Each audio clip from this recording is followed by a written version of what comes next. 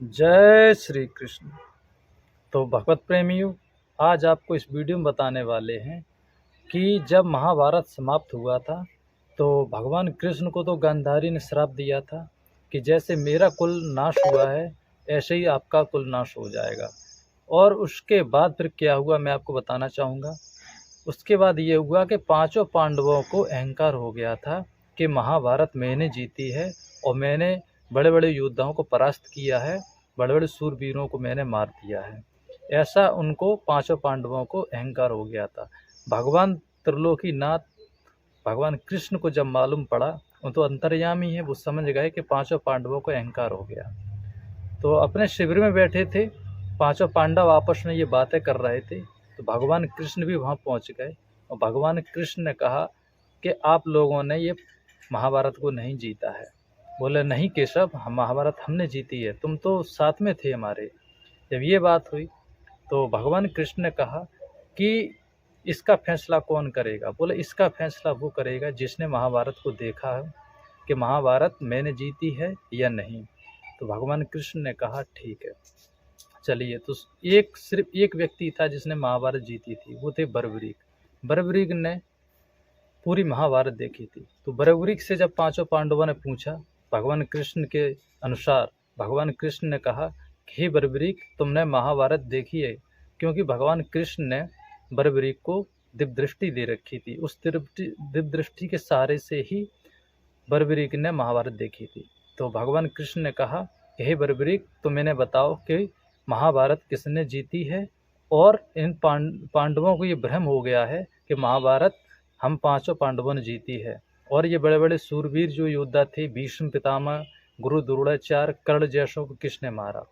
तो ये बात जब भगवान कृष्ण की सुनी तो बर्बरीक ने कहा कि पांडवों ध्यान से सुनो, महाभारत तुम पांचों पांडवों ने नहीं जीती है, महाभारत तो भगवान श्री कृष्ण ने जीती है। तुम्हारे बाण से चलाने से पहले भगवान श्री कृष्ण का सुदर्शन चक्र जाता था, वही संहार करता था। ये मैंने अपनी दिव्य दृष्टि से देखा है, जो भगवान कृष्ण ने मुझे प्रदान की है।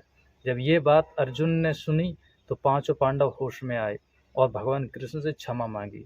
तो आपसे निवेदन है कि वीडियो को आगे और देखें, आपको एपिसोड दिखाने वाले जिससे आप देखेंगे कि किस प्रकार बर्बरीक ने पांचों पांडवों को समझाया है और भगवान कृष्ण ने किस प्रकार संहार किया था। तो आपसे निवेदन है कि वीडियो को पूरा देखें और हमारे YouTube चैनल को सब्सक्राइब जरूर करें और घंटी वाले बटन को ऑल कर लें, ताकि हम जब भी कोई महाभारत से रिलेटेड वीडियो अपलोड करें आप तक पहुंच जाए। जय श्री कृष्ण।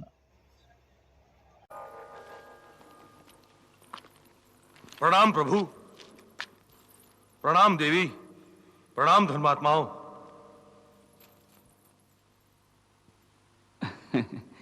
वत्स बर्बरीक, तुम किस बात पर इतना हंस रहे थे? प्रभु, मुझे हंसी सारे संसार पर आती है। सांसारिक लोगों की मूर्खता पर हंसी आती है, जो केवल दिखावे और शोभा के लिए अनायास ही दूसरों के पापों को अपने सिर पर उठाए फिरते हैं। महाराज युधिष्ठिर का अश्वत्थामा की मणि को अपने मुकुट में धारण करना इसी सत्य का उदाहरण था, जिसे देखकर मैं अपनी हंसी को रोक न सका। प्रभु,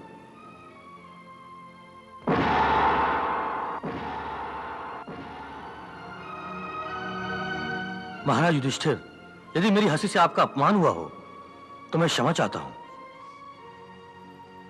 नहीं बर्बरीक, इसमें कोई अपमान नहीं है।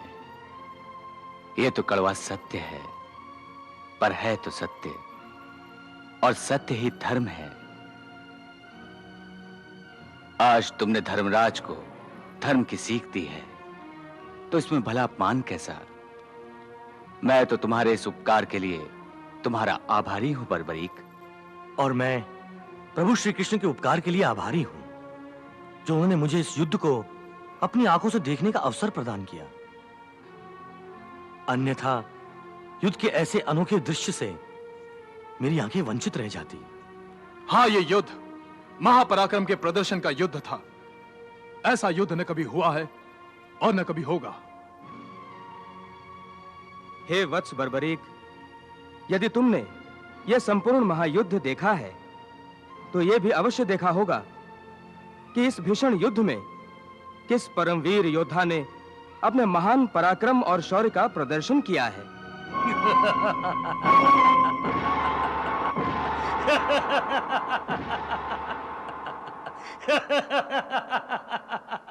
हाँ बताओ बर्बरिक, किसने कितना संहार किया है? तुम फिर इतना हंस क्यों रहे हो बर्बरीक? हंसने जैसी तो बात है देवी। क्यों? क्या युद्ध के बारे में पूछना हंसने जैसी बात है?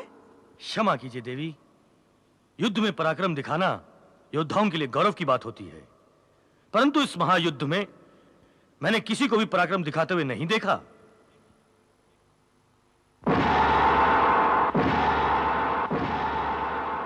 यह कहकर तुम हम पांडवों के बल, पराक्रम और शौर्य का अपमान कर रहे हो बर्बरिक। मैं किसी का अपमान नहीं कर रहा हूं वीर नकुल। मैंने इस युद्ध में जो देखा है उसी सत्य को दोहरा रहा हूं। नहीं बर्बरीक नहीं, जो तुमने अपनी दिव्य दृष्टि से देखा है वो किसी और ने नहीं देखा है।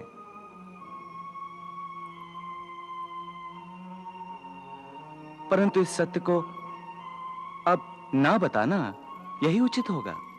नहीं प्रभु, सत्य को छुपाना झूठ कहने के बराबर होता है और झूठ कहना पाप है, इसलिए मुझे सच कहने की आज्ञा दीजिए प्रभु।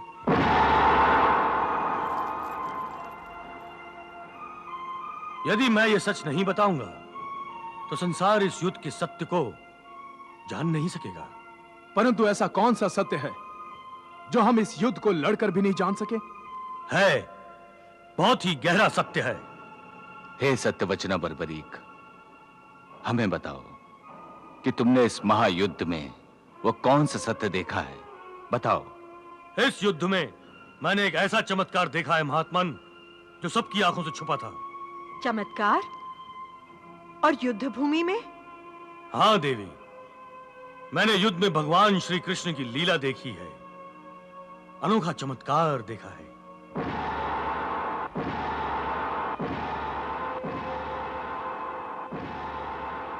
इस युद्ध में मैंने केवल भगवान श्री कृष्ण का सुदर्शन चक्र देखा है, जो सारे अधर्मियों का संहार कर रहा था।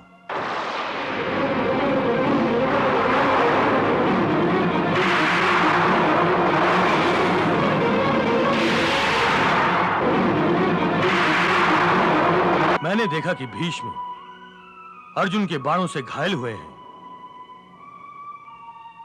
परंतु वो गिरे हैं तो प्रभु के सुदर्शन चक्र के प्रहार से, जो आखिर में उनके पास आता है, और भीष्म रथ से नीचे गिर जाते हैं।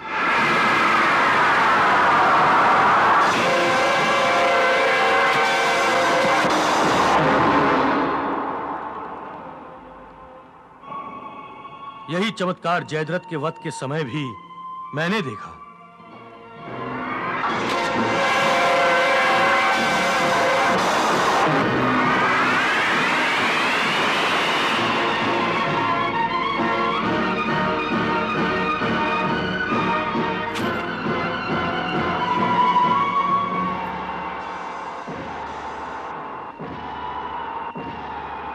और द्रोणाचार्य का वध भी सुदर्शन चक्र नहीं किया था। धृष्टद्युम्न तलवार से वार करने जाते हैं, लेकिन सुदर्शन चक्र प्रकट होता है और द्रोणाचार्य का सिर काटता है।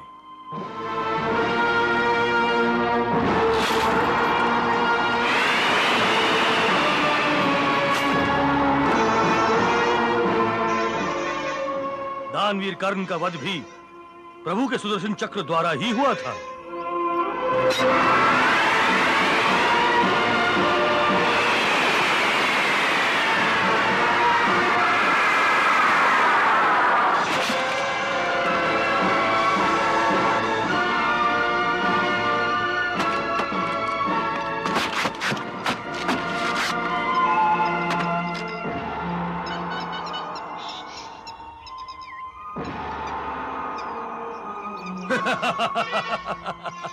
मुझे तो ऐसा लग रहा था कि ये युद्ध कौरवों और पांडवों के बीच नहीं, बल्कि सत्य और असत्य, धर्म और अधर्म, न्याय और अन्याय के बीच हो रहा था।